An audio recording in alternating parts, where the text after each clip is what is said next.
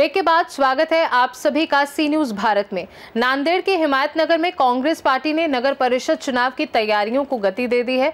इस क्रम में पूर्व विधायक माधवराव पाटिल जवल गावकर ने कांग्रेस कार्यालय में इच्छुक उम्मीदवारों से मुलाकात की। इस दौरान भारी संख्या में उम्मीदवार उपस्थित थे।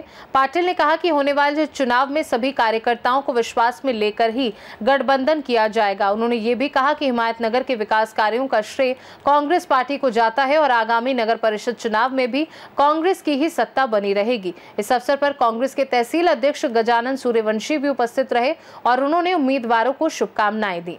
साहेब,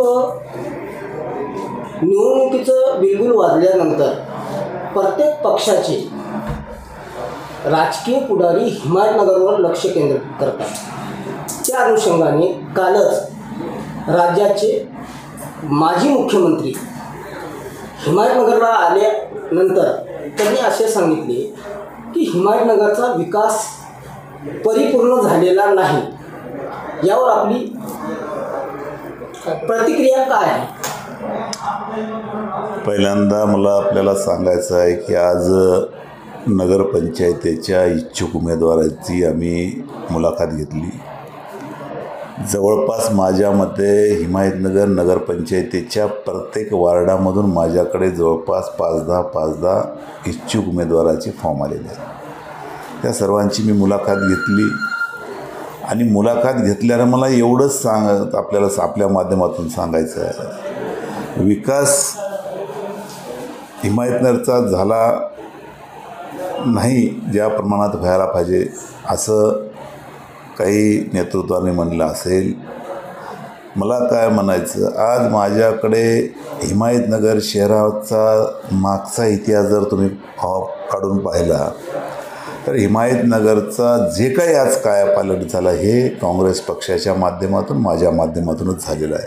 हे मी म्हणण्यापेक्षा तुम्ही हिमायतनगरच्या कोण्या एका नागरिकाला विचारून घ्या।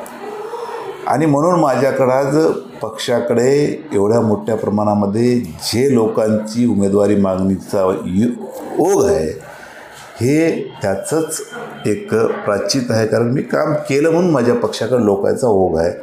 आणि ज्यांनी हिमायतनगरचा विकास झाला का नाही हे काल म्हणलं, त्या भाजपला मला वाटत नाही की उमेदवार प्रत्येक वार्डामध्ये असतील अशी अवस्था आज पक्षाची आहे। ते जनतेला त्या ठिकाणी माहिती आहे आपल्या हिमायतनगर तालुक्यासाठी कोण काय करू शकते।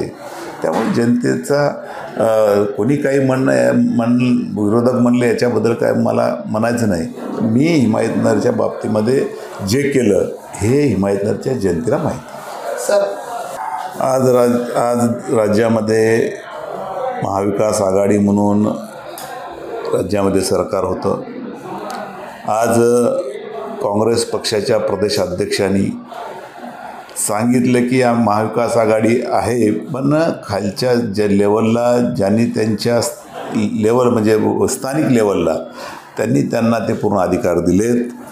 मला इथं युती करायची का नाही करायची ही मी माझ्या कार्यकर्त्याशी चर्चा करून, कारण शेवटी कार्यकर्त्याचं निवडणूक आहे, कार्यकर्ते या ठिकाणी मोठ्या प्रमाणामध्ये या ठिकाणी इच्छा व्यक्त करत आहेत।